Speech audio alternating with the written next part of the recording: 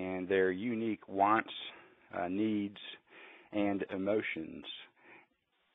And because mediation is a human construct, it's critically important for mediators to help participants stay emotionally centered as we seek to address their unique wants and needs as we progress together through the mediation process, focusing on the delicate task of negotiating a compromise that makes not just logical sense, but also emotional sense.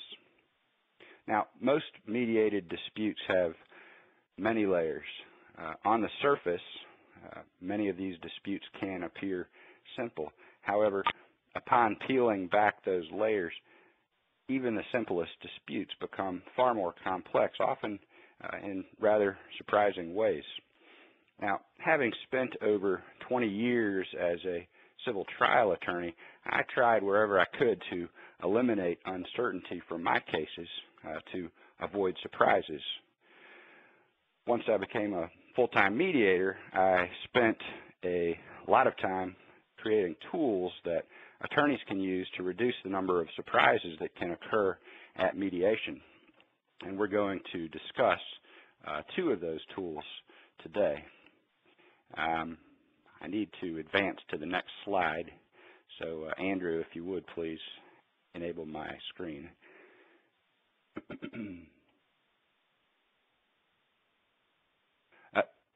While he's working on that, before we move on, a quick word about difficult people.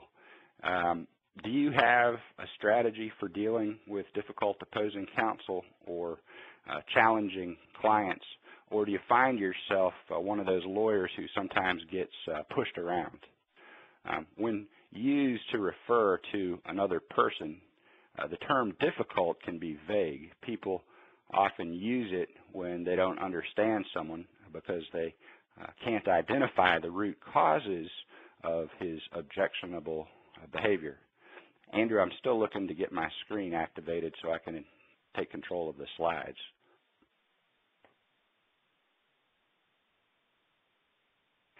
Well, while he's working on that, I'll keep pushing forward. Today, I'm going to share with you some of the FBI's methods for dealing with difficult people and for changing their thinking and their behavior. When you are a younger lawyer, you sometimes will find that older lawyers will try to bully you. One time, earlier in my career, I actually had a mediator who tried to bully me. During the opening session of the mediation conference, I said something that apparently the mediator took exception to, and he actually scolded me for it right in front of more than a dozen other people. It was embarrassing to me, it was embarrassing to my clients, and quite frankly, it was embarrassing to everyone in the room. And if the mediator had just taken a moment to find out the reason for the statement that he did not like, he would have understood that it made perfect sense in the context of this case that had been hard fought for 3 years. But instead, his harsh words cast a cloud over the rest of the day's proceedings, and our complex multi-party commercial dispute, as you might imagine, didn't get resolved. Now, I found out later by speaking with some of my attorney friends who knew this mediator that back earlier in his career, before he became a full-time mediator, this particular individual was known for dispensing abuse liberally to opposing litigants and their attorneys. He seemed to have a instinctive need to gratify a malevolent impulse. And so his conduct was not surprising, seen in that light, and gave me a better understanding for what had happened that day at this mediation conference. Before we go any further, I want you to take just a moment to think about the very worst mediation conference you have ever attended. That was my worst. But let's think for just a moment about the worst one you ever had. What made it bad? What could the mediator have done to make it better? And what did the mediator fail to do altogether? Today's webinar, Tools for Success at Mediation, will provide you with valuable information you can start using immediately to exert greater control and gain a competitive advantage in your future mediations. So why don't we go ahead and get started. The benefits of your time today are that we will improve your preparation for mediation conferences, which will in turn leave your clients happier. And with happier clients, you will ultimately develop more business. The people we have participating today number several hundred. And I bet you if I took a survey of the hundreds of lawyers on this conference call, we'd find that there's a number of different hourly rates that you charge your clients. Well, regardless of what your hourly rate might be, if you think about it, mediation is the second most expensive day in your client's litigated file. The most expensive day being that day in the middle of trial when you call your most expensive expert witnesses to the witness stand. But mediation is a very expensive undertaking. You have your fee, you have the mediator's fee or your pro rata share of the mediator's fee, and you have the opportunity cost to your client. If your client's a dentist, he's in mediation instead of drilling teeth, and so there's lost revenues that this client incurs as a real cost. And so because mediation and the mediation conference is such an expensive undertaking for clients, we as practitioners owe our clients everything we can to maximize the experience on their behalf. We owe it to them to help them expect success at mediation. And I want to just footnote that comment. How do you define success at mediation? I want you to think about that as we push forward today. I submit to you that the answer you will find depends on the perspective of the person to whom you address the question. Two elements will impact your success at mediation. Asking the right questions about your case and using the right mediator.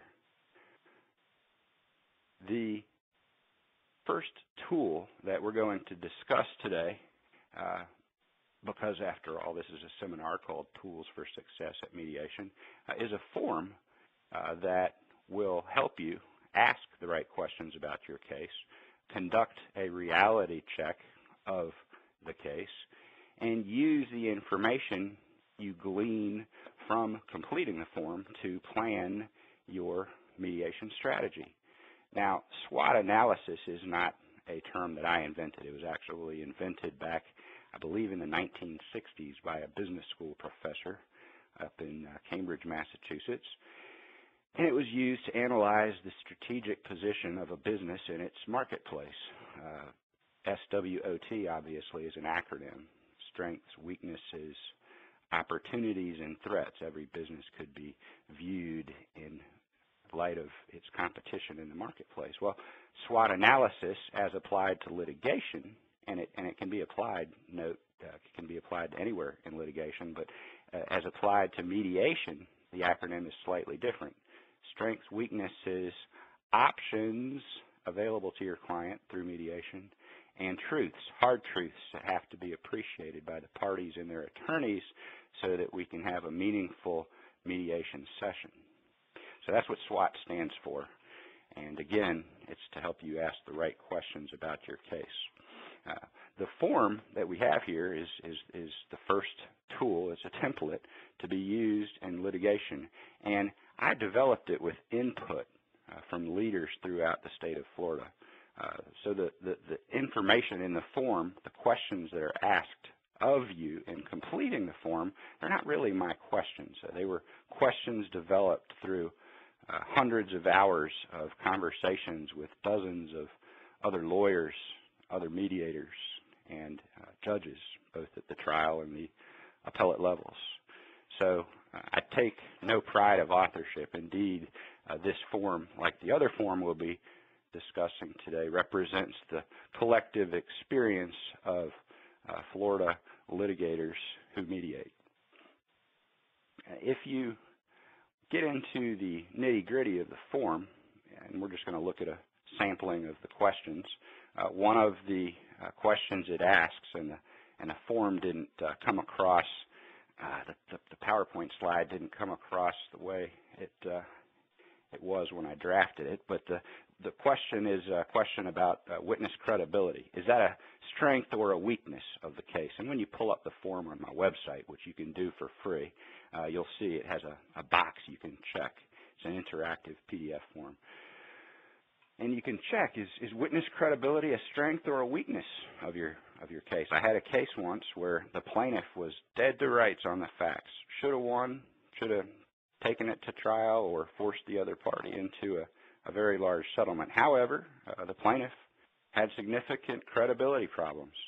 The plaintiff had told a bank on a loan application that he made a whole lot of money, and yet during this same period of time, this same plaintiff told the IRS in his tax return that he didn't make a lot of money. And both of these documents were probably coming into evidence, and as a result, this credibility-driven dispute settled for pennies on the dollar. And that's why, for example, witness credibility is an issue that the SWOT analysis form seeks to tease out.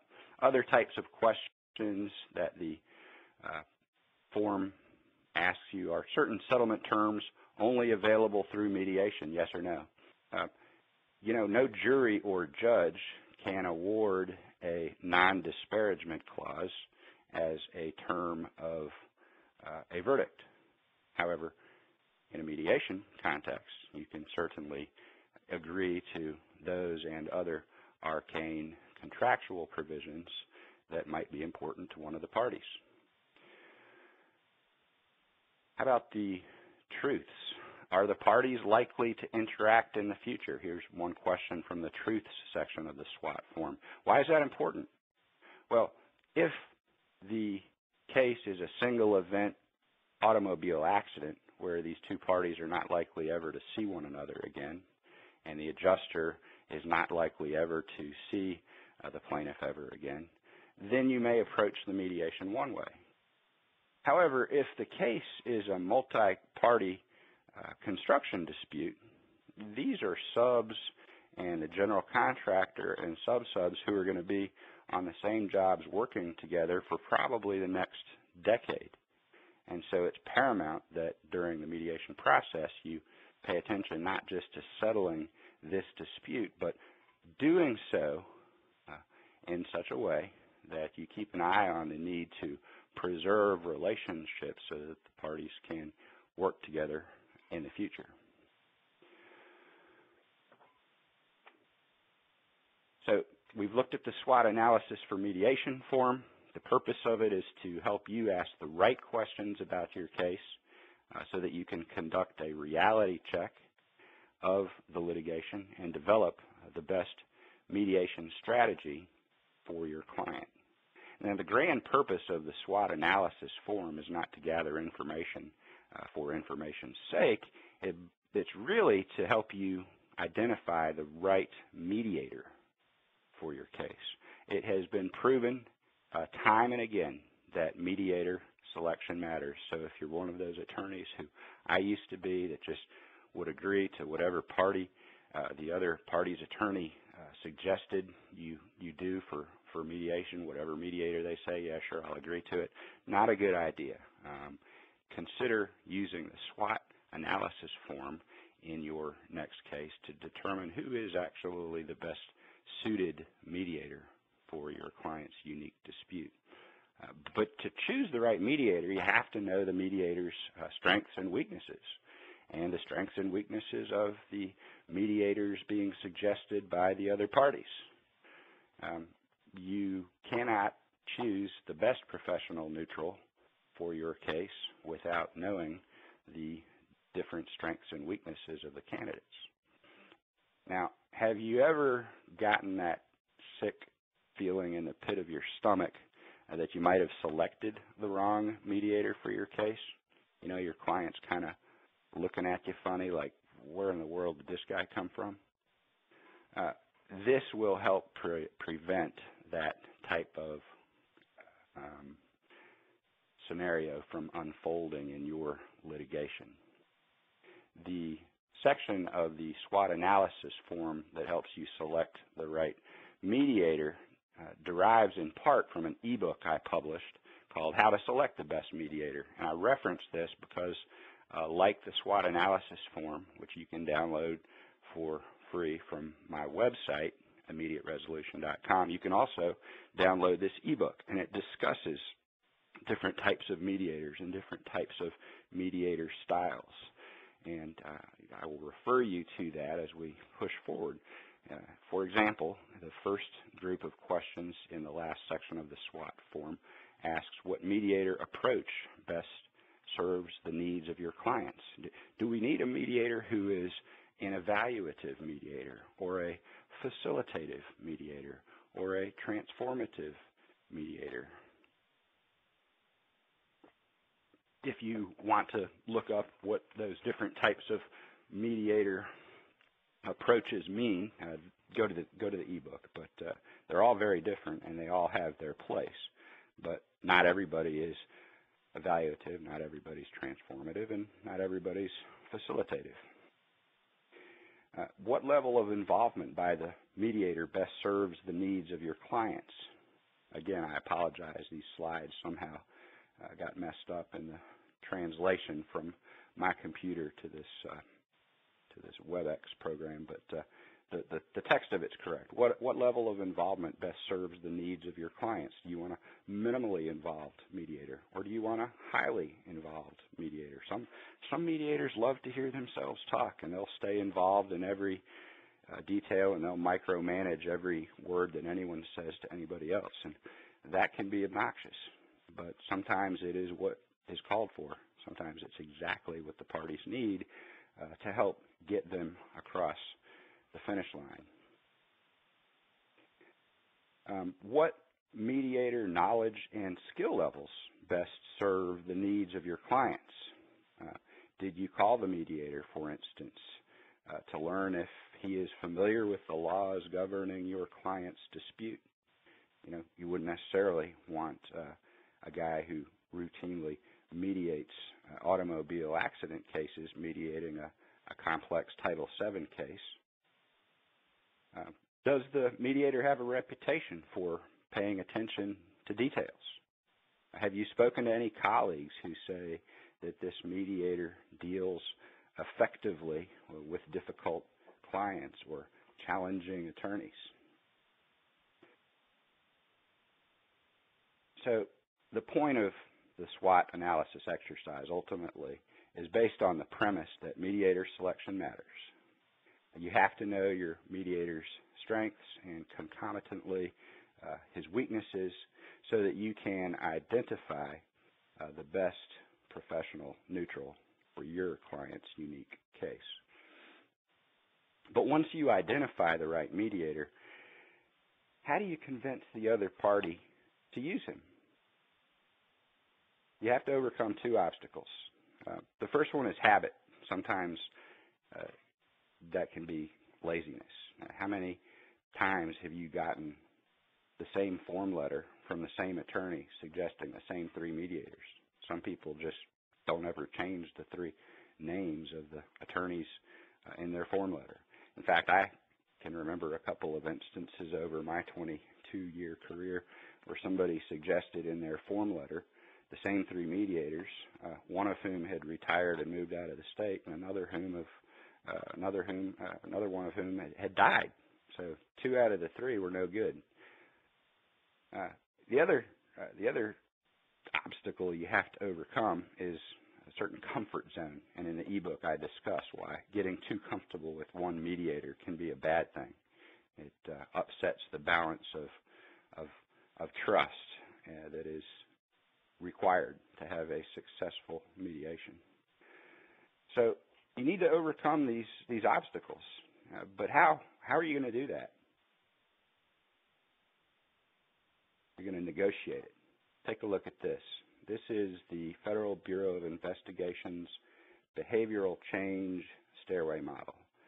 The FBI Crisis Negotiation Unit developed this model for negotiation decades ago, and it is statistically proven through thousands of case studies and decades of expensive psychological research to work to negotiate not just legal matters, but anything. I mean, you could use this behavioral change stairway model to negotiate with your spouse about where you're going for next summer's vacation. You could negotiate with your boss for your pay increase at the end of the year. The BCSM, behavioral change stairway model, is very useful in many facets of life, but we're going to talk about it in the context of mediation, and I want to show you how it works. This is the next tool we're going to talk about. It's this negotiation tool called BCSM.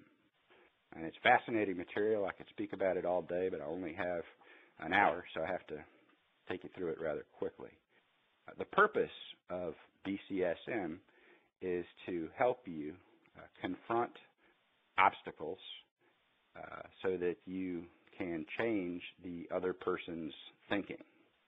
And the first step is what's called active listening. Many of you probably have heard of active listening. Active listening has two parts. There's core listening skills and supplemental listening skills. The goal of active listening is to get the other person to do the initial lion's share of the communication, to open up to you and explain why she prefers option A to the option you prefer, which we'll call option B.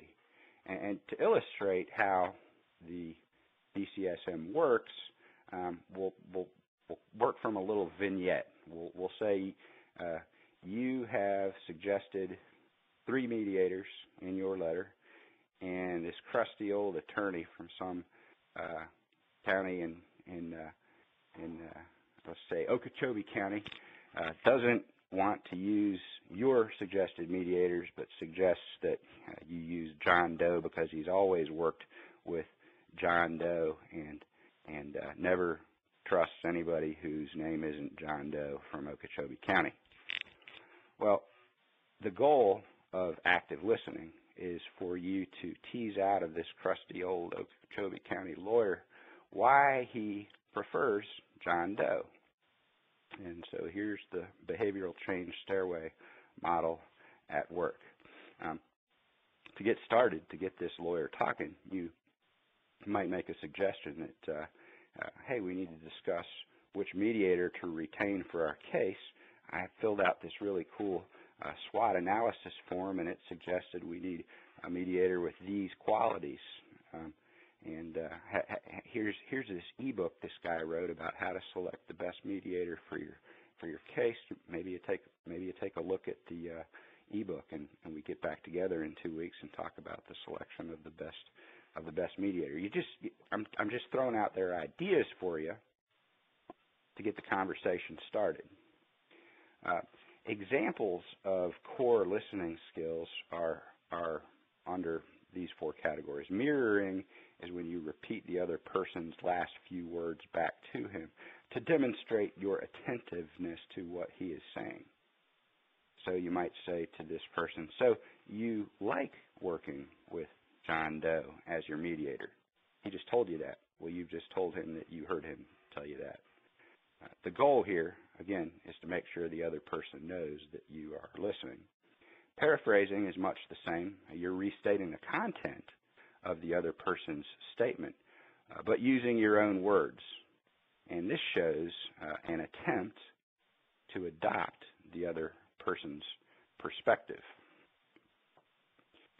So you might say, in other words, crusty old lawyer, you feel most comfortable when Jane Doe mediates for you. Again, the purpose of this is to make sure the other person feels heard. I'll repeat that. The purpose of this active listening is to make sure that the other person feels heard. Emotional labeling is where you identify the other person's emotions, and this exhibits an effort to understand the situation you're negotiating through the other person's eyes. And it is clinically proven that when you use emotional labeling, you actually diffuse the other person's level of emotionality in the situation you're bargaining. So you might say to this old lawyer from Okeechobee County, "You seem concerned about my suggestion that we try to identify the very best mediator for our case." That's an example of emotional labeling. You seem concerned. Summarizing, the last of the core listening skills is just what it says. You're restating both the content and the emotion expressed by the other person. So in this little anecdote we're using with the trusty lawyer from Okeechobee County, let me make sure I understand what you're saying. Your insurance adjuster always requests the same mediation firm, and that makes you very hesitant to discuss other possibilities. All right, now on to the supplemental listening skills. I'll blow through this pretty quickly. This is the second part of active listening, and this is little things you can do to keep the conversation going, to keep the other person talking. Effective pauses, just what it sounds like. These are deliberate moments of silence just before or after you say something important. If you use one of these effective pauses before you say something important, it has the tendency to increase the other person's sense of anticipation about that which you're going to say. If you use an effective pause after you say something important, it increases the other person's reflection upon what you just said. And anybody who's done any closing arguments understands what effective pauses are. We use them all the time. Minimal encouragers, those are little words like okay, I hear what you're saying. Yeah. They signal to the other person that you're listening and attempting to understand his point of view. Open-ended questions, we're all lawyers, we know what open-ended questions are. Typically they're not questions that can be answered with the words yes or no. Typically open-ended questions begin with words like what or when, or statements like tell me a little bit more about why you say that. I statements, the FBI's Crisis Negotiation Unit cautions against the use of I statements too regularly, but in the active listening phase, you can use I statements sparingly where you're trying to create a sense of rapport with the other person, or if the other person is doing something you don't like. So in our little vignette, here's an example of using an I statement to further the creation of rapport. You know, I answer to a vice president of claims just like you're accountable to your client's general counsel. And now if this crusty old lawyer from Okeechobee County is beating up on you, if he's getting pushy about the subject you're negotiating, the selection of a mediator, you can use an I statement to correct his inappropriate behavior. You might say, you know, sir, when you talk over me, I feel undervalued. Now, that may sound a little formal or stilted, but it is statistically proven to disarm an antagonist in most situations when you use I statements sparingly as part of the active listening process. Only after you fully complete the active listening step of BCSM are you ready to move to the second step, which is the empathy step. The step we call empathy is the natural byproduct of active listening. It implies an ability to identify with the other person's thinking, motives, and feelings. and the other person's perception of you and what you're doing is paramount. Word choice and tones of voice make an enormous difference. To exhibit a sense of real empathy, you cannot fake it. It has to be genuine. And you use empathy to see the world through the other person's eyes, and in the process, decades of research prove you will reduce some of the other person's tension about whatever it is you're negotiating. But the goal here is to establish a relationship with this person through effective communication so as to enable collaboration on a common problem. Only after you have developed genuine empathy are you ready to move to the third step, which is the step we call rapport. Until now, the relationship has been one-sided under the behavioral change stairway model. The other person has done most of the talking, and you have been actively listening and exhibiting empathy. And please understand the difference between the empathy step and the rapport step. As the other person buys into your displays of genuine empathy, rapport develops. The relationship shifts and it becomes more collaborative. It is characterized by increased trust and mutual affinity, and the other person is more likely to listen to and accept what it is you have to offer.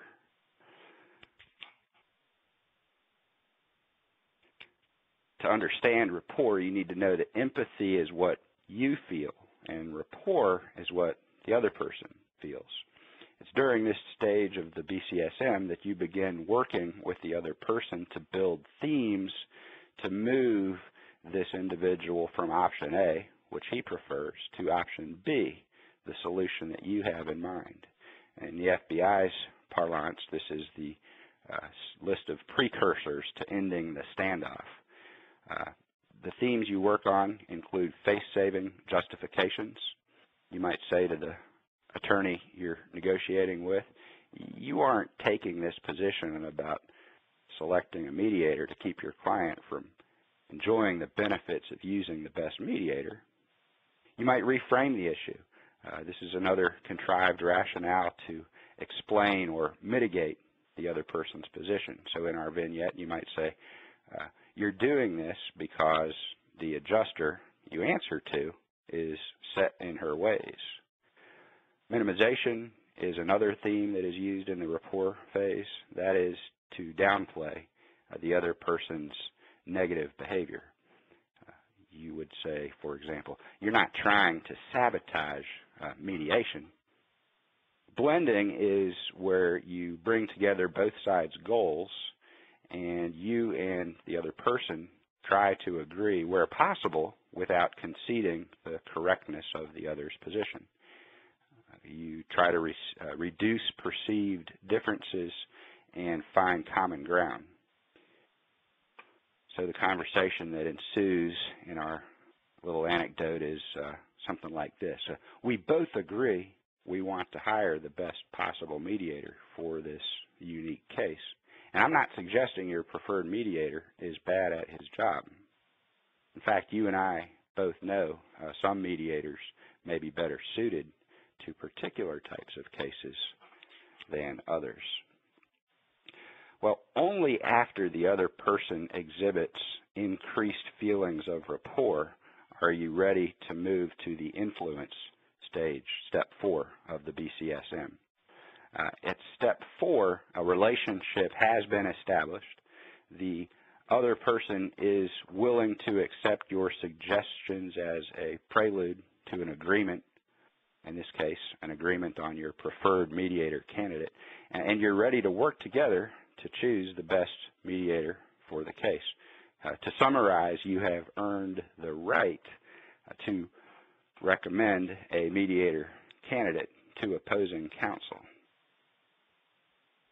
It is sometimes said that people tend to embrace solutions that they help to create. This step, this influence step, the fourth part of the BCSM, is the first time where you actually advocate for your preferred mediator candidate. And you can do so by inviting the other person, for example, to check out the mediator's credentials on a CV. You can share the results of your own SWOT analysis, suggesting that this particular mediator you want is the right one. And understand, remember the BCSM has the time bar across the bottom. Here's another picture of it. Again, the slide's a little messed up, but the time is important, and that is clear. This may take time. This won't necessarily transpire in a single conversation. This is a process that can play out over 6 months or a year.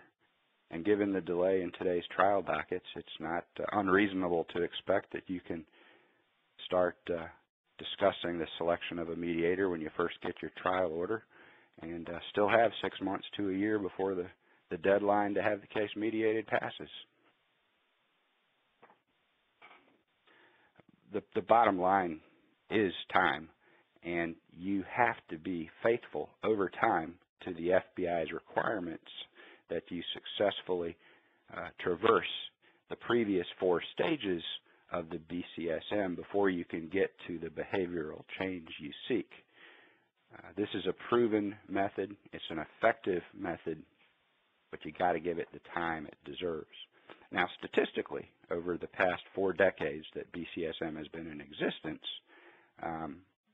the failures have emerged in situations where the person using BCSM has moved too quickly through stages 1 through 4, or omitted one of those stages altogether in a misguided effort to speed up the BCSM process. But in the end, it's a negotiation tool that you can use in mediation at any point in litigation or even in your personal life. And it's a tool just like the forms that we're going to talk about a little bit more. Use BCSM to confront obstacles in any setting.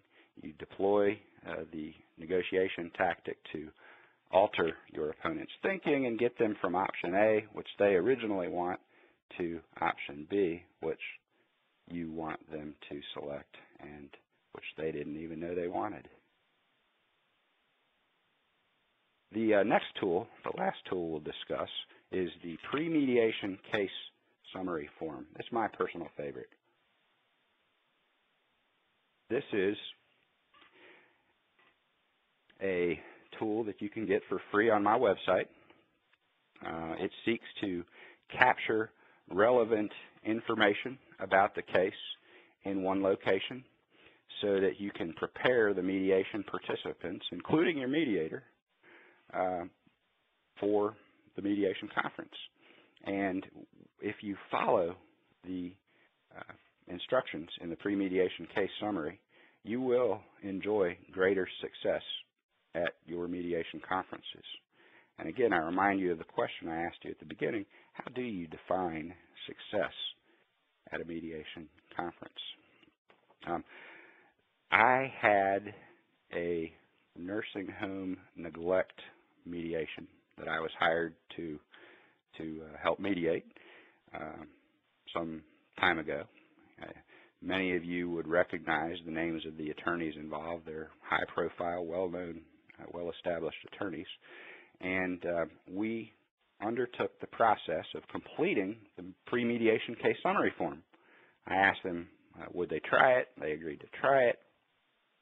And in capturing all of the information that the form captures, we all came to the realization that the mediation I was slated to oversee was taking place far too early in the litigation. We all agreed that the mediation needed to be postponed so that the parties could conduct some additional discovery, and they did. We put the mediation off for 3 or 4 months, 90 days if memory serves me correctly, and on the 89th day, lo and behold, I got a telephone call from a paralegal from the defense attorney's office telling me that the case had settled and they didn't need my services. And you may chuckle when you hear that, but the form worked exactly as I intended it to. We would have been wasting everybody's time and a lot of people's money by getting together for a mediation conference that should never have occurred 3 to 4 months earlier. There was an adjuster coming over from Jacksonville. There was an attorney driving over from Tampa. There was a company owner flying down from Ohio. I mean, there were a lot of people going to a lot of time and trouble to attend a mediation conference that really shouldn't have been scheduled to begin with. And so once we did the deal with the pre-mediation case summary, people avoided a colossal waste of time, and they actually were able to get their case settled.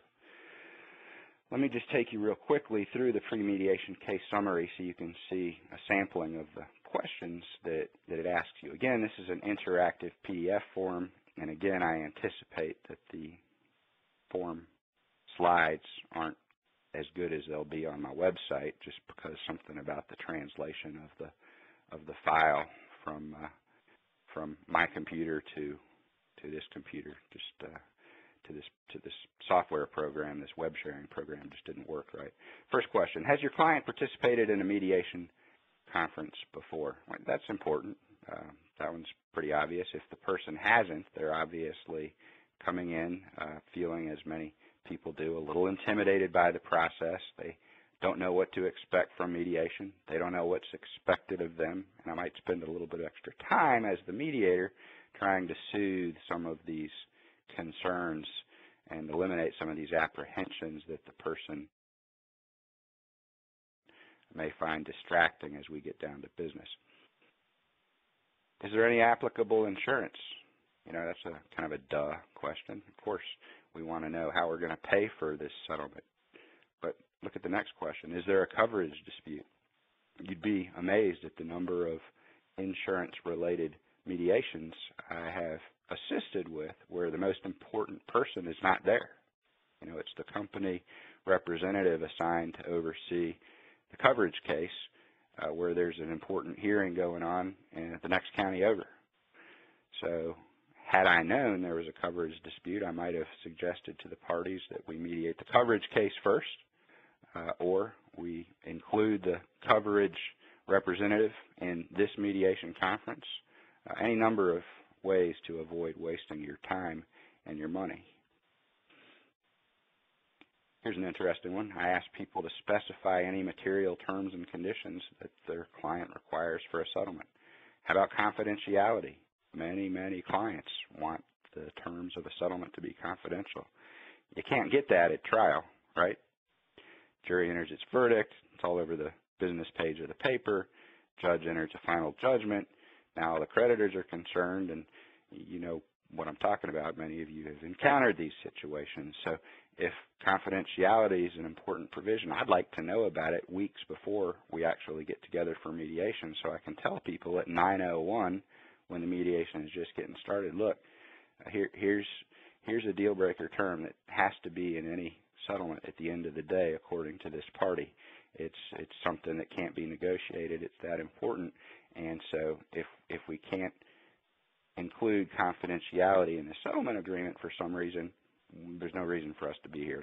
Let's enter into an impasse. Or perhaps we try to mediate the other side's resistance to the inclusion of a confidentiality provision in a mediated settlement agreement. But these are important things that I certainly would like to know about from the attorneys before we get into mediation. And indeed, I encourage the attorneys to go find out about it from their clients, because sometimes we as attorneys show up with our clients and the first time we ever hear that they want a confidentiality agreement is the day of mediation. It'd be nice to know about it sooner. What's the largest issue in dispute? I can't tell you the number of multi-party cases I've been involved in where none of the parties' attorneys answer this question the same way. They all think they're fighting about a different case than the other attorneys involved. Describe any key conversations, documents, agreements, industry standards, or other items that support your client's views or positions on the largest issue. You'd be amazed how many people will tell me this is our largest issue, and then I ask them this question and they don't really have any evidence to support their client's position on the largest issue. What's your evidence? So the purpose of the pre-mediation case summary is to help you capture relevant information about your case, to prepare the mediation participants, including your mediator, for the mediation conference, and so your clients will ultimately enjoy better outcomes. The form, like the SWOT analysis form, is not based on questions that I pulled out of thin air. I developed these questions with the benefit of hundreds of hours of research, discussions I had with leading civil trial attorneys, judges, and other mediators across the state of Florida, names you'd recognize. The pre-mediation case summary, one added benefit of this particular form, is it can shave hours off of the time required to prepare for mediation. I had one attorney tell me that it compressed what would normally have taken him 3 hours to do into 30 minutes. I mean, it's a really easy to use form. It includes blanks for questions that might be unique to your particular case. It's not a one-size-fits-all form. You can tailor make it to your own unique needs. And I did have one attorney, a gentleman from Tampa, who used the form in a labor and employment case, tell me that if done correctly, and this is a quote, I wrote it down, if done correctly, completing this form will practically cause a settlement agreement to write itself. Now that may be a bit of an exaggeration, but it certainly helps lay the groundwork for having a much more successful mediation. The great thing is the SWOT analysis form, the ebook, the pre-mediation case summary, they're all available for free at www.immediateresolution.com. And I encourage you to go down to that website later today or next week. Download as many copies as you'd like. Use it in every case that you've got from now till the time you retire. But use it. It's great stuff. Use these tools. I've heard it said that discipline is the bridge between our goals and our achievements. And I suggest to you that if you discipline yourself to use these tools I have described to you today, you'll find that you have much greater success in future mediations. The advantages of using these tools, you'll eliminate client surprises. You've now captured in one location all of the information that you need to provide your client to have him prepped for mediation. You will inoculate yourself as the counsel of record from criticism based on risks and developments that would normally be described as unforeseen risks and developments. There are no unforeseen risks and developments if you follow these tools, particularly the forms, correctly. It teases out all of those details for you and maximizes the likelihood of expecting success from your mediation. So what's the answer to the question I posed? What is a successful mediation conference? It does indeed turn on the perspective of the person you ask. If you ask the judge, a successful mediation conference is the one that settles all disputed issues. If you ask your client, it may be enough that you reduced the trial time from 4 weeks to 2 weeks by settling half the issues, right? Your client just saved $100,000 in trial prep and trial time.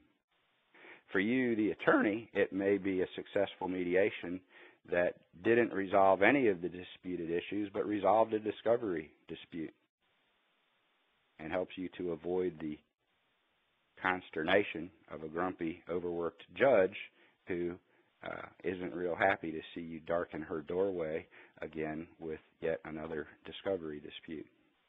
But sometimes the successful mediation is intangible. Sometimes it's enough at a mediation conference for unhappy people to have their day in court, for unhappy litigants to feel finally that they've been heard by someone. That can derive a lot of benefits. I've seen people have their say at mediation and then instruct their attorney to jettison all of the causes of action from the case that were the weakest causes of action. So now the attorney can go try the strongest possible case and get the best possible outcome for his or her client. So I challenge you to try these methods in your next case, and if you have any questions about how to apply these tools to your next case, give me a call. I'm on the Florida Bar Directory. I'm on my website, immediateresolution.com. I would love to learn more about what you do and how I can help you with your next mediation.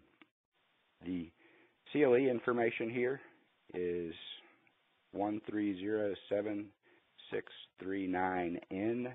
There's the course name. It's an intermediate level course. You get CLE, 1 hour of CLE for today. And if you're seeking to obtain or maintain board certification in civil trial law, you also receive an hour's credit for that. We do have time here for a few questions, and I see some have been submitted. If I don't get to your question and you want to send me an email, there's my email address, bpeters@immediateresolution.com. I'd be happy to follow up with you over the coming days and weeks. First question I got here is, at the beginning when you said you look at mediation differently than other full-time mediators, how does that change your approach to your tasks as a mediator? Negotiations are fraught with uncertainty. They are chaotic. They are non-linear. And in my experience, the best mediators are the ones who adapt quickly to changing circumstances. Knowing that to be true, I think a mediator's most important task is to help the participants stay emotionally grounded so that they can avoid distracting lapses of insecurity, hostility, or defensiveness. Next question. When you are moderating particularly unfriendly negotiations, what is more important, the facts or the applicable law? I guess the answer is neither, really. Keeping my finger on the participant's emotional pulse, to me, from my personal experience, is more important than understanding the particulars of their dispute. And the reason I say that is because people who are immersed in a tense negotiation are more likely to miss opportunities for progress when they are overwhelmed by anxiety. So I try to get a feel for everyone's stress tolerance in advance of a mediation conference by speaking privately with the attorneys and in some cases their clients well in advance of the mediation session. And what I've found is that the participants can be comfortable with seemingly contradictory feelings as they react to often chaotic negotiations with both a natural fear of making a bad deal and yet at the same time with confidence that they have all of the information they need to make sound, reasonable business decisions. I had a case recently I mediated, and colossal litigation. It had 13 different lawsuits spanning 7.5 years, 400 parties. To say that these parties hated one another would be a gross understatement. The litigation spawned 2 FBI investigations, an FDLE investigation, an internal affairs investigation at FDLE, a Florida Senate investigation, and any number of local administrative investigations. And I met with the parties and their attorneys several days before our mediation conference. This was the 4th mediation conference. The previous one had been presided over by a retired trial judge. And I don't know, have you all ever noticed that retired trial judges don't necessarily make the best mediators? I just found in my experience that sometimes they forget to turn in their black robes at the end of their tenure on the bench, and they're not really the best people at reading a room. That's not true in every case, but more often than not, I've been a little bit disappointed with former trial judges as mediators. They just don't tend to. They're so used to the deferential treatment that they receive, yes sir, no ma'am, that they don't read people as well as some other folks. Well, anyway, this case I was telling you about, this was their fourth mediation, and we started at 9 in the morning, and we went till 11 at night, and finally got this thing wrapped up. And they started the day tens of millions of dollars apart, and we got the thing settled. And I swear it would never have happened if I didn't have a good feel for the parties' stress tolerance in advance. Last question, it's about all we got time for. Do you take a different approach in cases involving factually or legally complex issues? I do believe that the chances of a successful mediation are greater if a mediator prepares for a mediation conference by learning about complex issues in advance. I have seen far too many mediators spend the first 2 to 3 hours of a mediation conference learning about complex issues and wasting valuable time when he could be helping the parties to negotiate their differences. So this very reason I provide the tools to help the mediation participants articulate their complex issues and capture relevant information in one location so I can learn about their dispute before the mediation conference begins. And this, in turn, allows all of the participants, myself included, to make the best use of our limited time to work together toward the resolution of a complex dispute. Well, that completes today's webinar. I thank you all for your attendance. The Florida Bar Young Lawyers Division, I thank them for including me, and I'll turn it back over to Gordon. Great. Thank you again, Brandon. We enjoyed it. Participants, again, the CLE course number is 1307639N. Again, thank you all for joining us today, and we look forward to you participating again at next month's lunchtime webinar. Thank you again, Brandon. Everyone have a great afternoon. Bye-bye.